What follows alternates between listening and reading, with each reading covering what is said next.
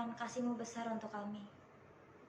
Kami mau mendengarkan renungan, siapkan hati dan pikiran kami Tuhan, agar kami siap untuk menerimanya dan untuk menjalankannya. Terima kasih Tuhan Yesus. Haleluya. Amin. Shalom Bapak Ibu Saudara sekalian. Kita berjumpa kembali hari ini, hari Senin, tanggal 25 Maret 2024 di dalam Renungan Harian. Judul renungan kita hari ini adalah Percaya karena melihat pekerjaan Tuhan. Kita baca dalam Yohanes 2 ayat 23. Dan sementara ia di Yerusalem selama hari raya Paskah, banyak orang percaya dalam namanya karena mereka telah melihat tanda-tanda yang diadakannya. Yohanes 6 ayat 14 mengatakan, ketika orang-orang itu melihat mujizat yang telah diadakannya, mereka berkata, dia inilah adalah benar-benar nabi yang akan datang ke dalam dunia. Bapak Ibu Saudara sekalian, ada beberapa penyebab seseorang percaya kepada Yesus. Ada yang percaya karena apa yang ia alami. Ada yang percaya karena apa yang ia lihat. Ada yang percaya karena apa yang ia dengar. Seperti masyarakat di kota Sikar percaya awalnya karena pemberitaan seorang wanita Samaria yang berjumpa dengan Yesus. Ada banyak orang percaya karena telah mengalami mujizat yang dikerjakan oleh Yesus. Yohanes 6 ayat 26 menceritakan bahwa banyak orang mencari Yesus setelah mereka makan roti dan ikan dari mujizat yang dibuat Yesus untuk lebih dari 5.000 orang laki-laki, belum termasuk perempuan dan anak-anak. Yohanes 6 ayat 14 juga menceritakan bahwa banyak orang percaya kepada Yesus sebagai benar-benar nabi karena telah melihat mujizat yang telah diadakan Yesus.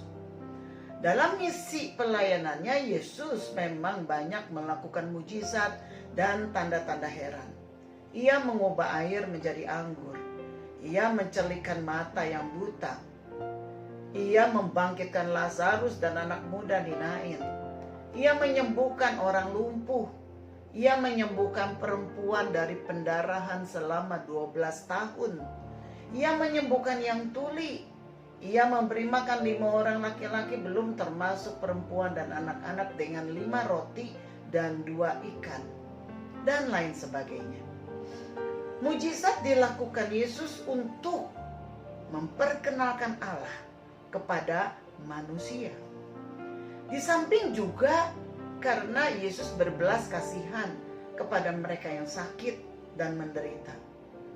Dan memang banyak orang yang datang dan percaya kepada Yesus karena mujizat yang mereka lihat ataupun mereka alami. Saat kini pun kita menjumpai ada banyak kebaktian kebangunan rohani atau KKR yang diadakan dan seringkali disertai dengan mendoakan mereka yang sakit, dan atas anugerah Tuhan banyak yang disembuhkan. Dan ini membuat banyak orang menjadi percaya kepada Yesus.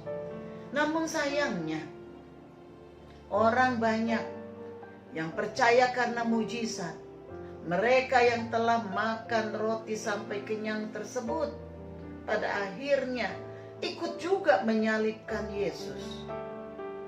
Sebab itu Yesus yang mengenal hati manusia dikatakan tidak mempercayakan dirinya kepada mereka di dalam Yohanes 2 ayat 24 sampai 25. Tujuan mujizat memang untuk memperkenalkan orang kepada Yesus. Itu benar. Seperti yang dikatakan Yesus di dalam Yohanes 20 ayat 30 sampai 31. Memang masih banyak tanda lain yang dibuat Yesus di depan mata murid-muridnya yang tidak tercatat di dalam kitab ini. Tetapi semua yang tercantum di sini telah dicatat supaya kamu percaya bahwa Yesuslah Mesias, Anak Allah, dan supaya kamu oleh imanmu memperoleh hidup dalam namanya. Saudara, tetapi setelah mereka mengenal Yesus, mereka harus bertumbuh. Mereka harus mengalami kelahiran baru. Mereka harus memiliki kehidupan kerohanian yang sesuai dengan kehendak Tuhan. Mereka harus mengenal pribadi Kristus, bukan pekerjaannya atau mujizatnya saja. Mereka harus hidup takut akan Tuhan dan melakukan kehendak Bapa. Percaya karena melihat pekerjaan Tuhan itu memiliki resiko, saudara. Yang pertama, selalu ingin melihat tanda. Jika tidak terjadi jawaban doa, maka imannya bisa menjadi lemah. Yang kedua, resiko apa? Akan berfokus kepada kepentingan dan keuntungan diri sendiri. Pengalaman disembuhkan, ditolong, diberkati, itu membuatnya fokus kepada kebutuhan diri sendiri. Orang percaya harus berfokus kepada Kristus dan untuk kemuliaan Tuhan, bukan untuk kepentingan diri sendiri. Yang ketiga, saudara, resiko yang ketiga, akan lebih tertarik kepada berkat dan menolak penderitaan. Padahal Rasul Paulus mengatakan dalam Roma 8 ayat 17, dan jika kita adalah anak, maka kita juga adalah ahli waris. Maksudnya, orang-orang yang berhak menerima janji-janji Allah, yang akan menerimanya bersama-sama dengan Kristus, yaitu jika kita menderita bersama-sama dengan Dia, supaya kita juga dipermuliakan bersama-sama dengan Dia. Apa perenungan kita hari ini, saudara?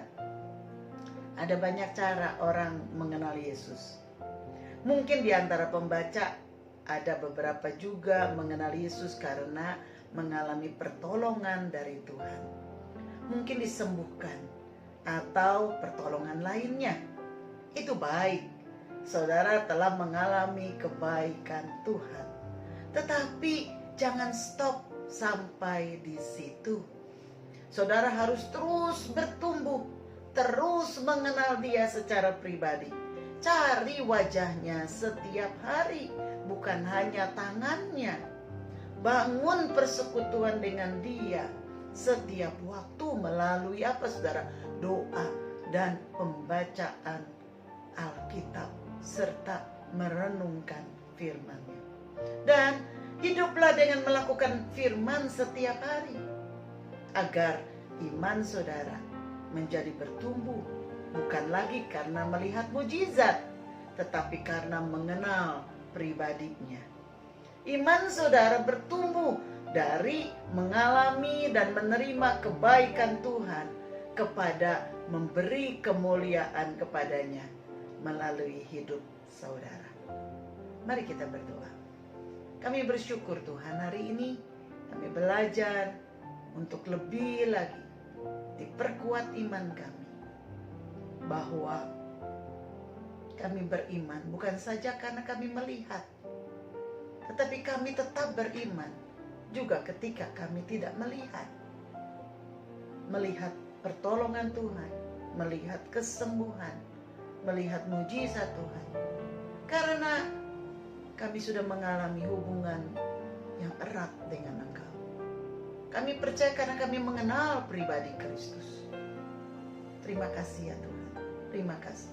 Biar firman-Mu ini terus menguatkan kami, sehingga kami boleh menjadi umat-Mu yang berkenan kepada Tuhan.